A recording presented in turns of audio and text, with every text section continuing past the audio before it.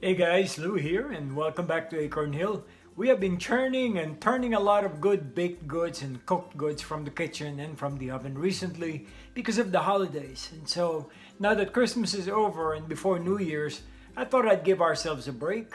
Today I wanted to give you some updates on plants that we have planted prior to December, right around the mid November time, prior to Thanksgiving, in fact.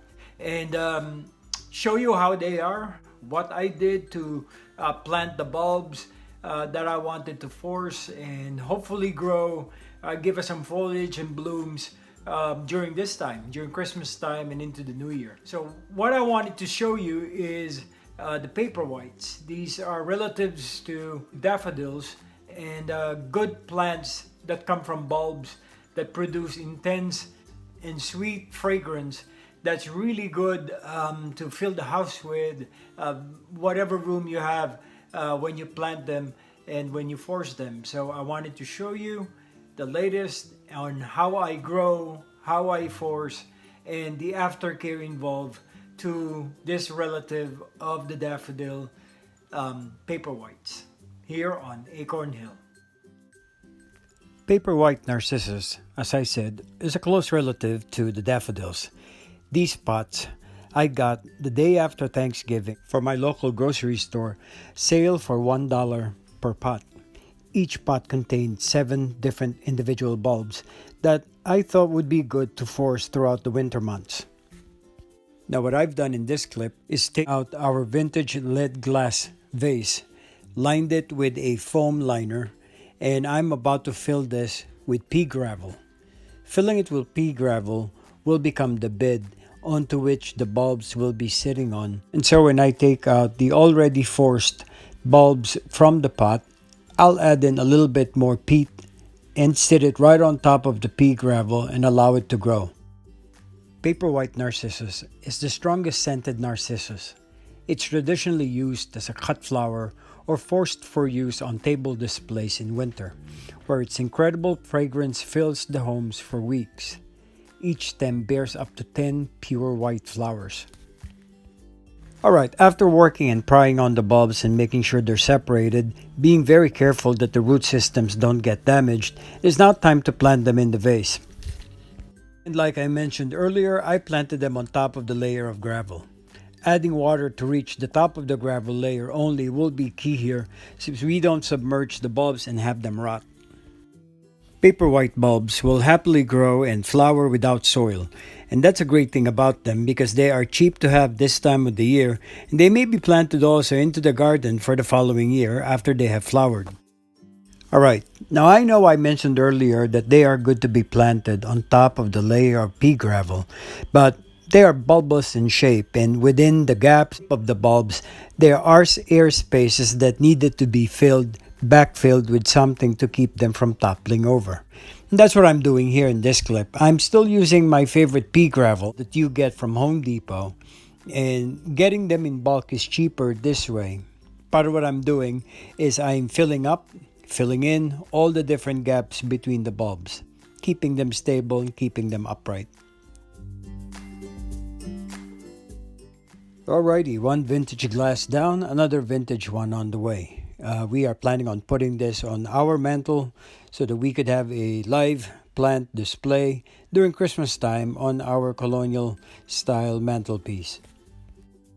And a quick observational footnote, as you can see, these already have flowers. Some of them have already bloomed, and the reason why I got them for $1 is they've already bloomed out. They have a lot of excess supply at my grocery store that they're practically giving them away for $1 each.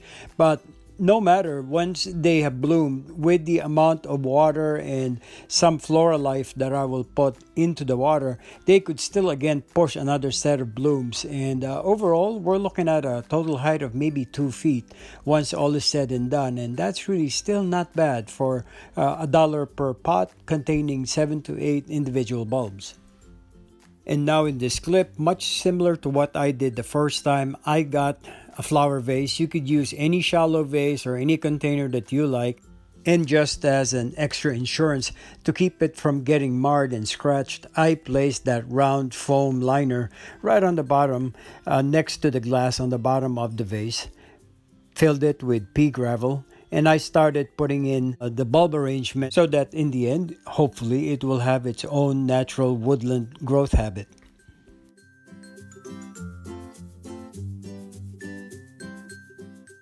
Once I'm happy with the way the bulbs are sitting together, when everything is balanced and everything is oriented well, I started filling up and filling in the spaces between the bulbs, again with the same old pea gravel to keep them stable inside the container. After planting them in the vase, I then placed the containers in a cool, sunny location, in this case on top of our mantelpiece. Paperwhites have a significant advantage over other commonly forced bulbs in that they do not need an 8 to 12 week cold temperature treatment.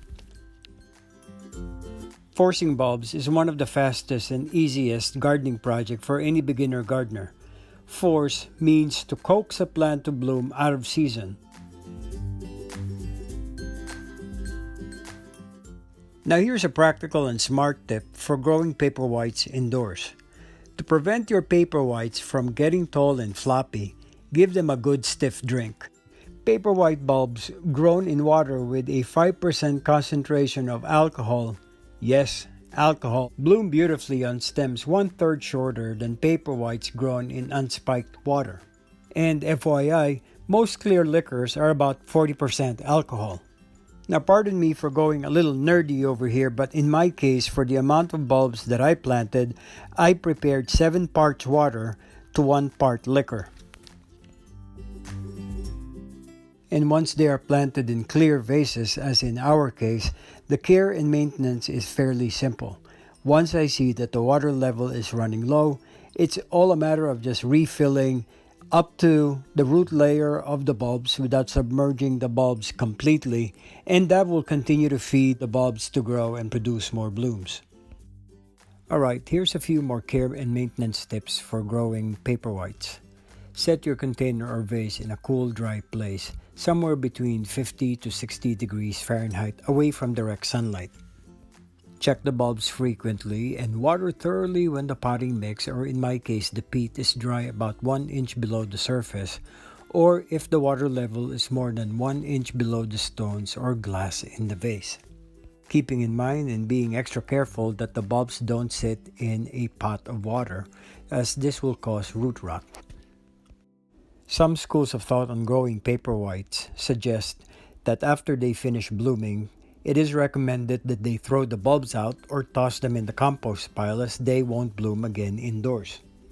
Well, knowing my approach on things, I look at this as a fun challenge, and instead of tossing them out, I plan on caring for these guys the same way I would care for my daffodils if they were planted in the landscape, which means that I will allow them to freely go blooming, and once they've all bloomed out with swelling underneath each flower, then I will begin pruning the flowers at the bloom stalks all the way to the bottom near the bulb. The appearance of these swellings underneath each bloom indicate that the plant is now producing seeds. Seed production is a process that causes a lot of energy from the plant, from the bulb, and that's what I wanted to eliminate. So at this stage, even though they're nice to look at, it is now time to snip off these blooms, remove the bloom stalk right at the base near the bulb. After all the paperwhites have fully bloomed, I will allow the plant to continue to grow until they all die off. This is a little experiment, so I will not cut down all the foliage until they have all completely died back, meaning I will allow them to naturally wither, naturally turn yellow into brown before I completely remove all the leaves. The principle of keeping the foliage of bulbs still intact after flowering and allowing them to be exposed to sunlight or indirect light, as is the case of this setup, will allow the leaves of the bulbs to turn into solar panels, if you will. They will continue to absorb the sunlight, which in turn will aid with photosynthesis, creating more sugars into the bulb that will hopefully get more energy for the bulb to use next growing cycle. So wish me luck with this fun experiment. I'm hoping that we could get more blooms out of these original $1 paperwhites in the next growing season. I hope you learned something new today about paper whites, how to practically get them for cheap, grow them, and provide the aftercare required when growing them indoors. If you happen to like the content we're putting out on Acorn Hill, don't hesitate to like, share, and subscribe if you haven't already. For now, this is Louie, hoping that you're having the best of this holiday season, and we'll see you back here on Acorn Hill. Bye-bye for now.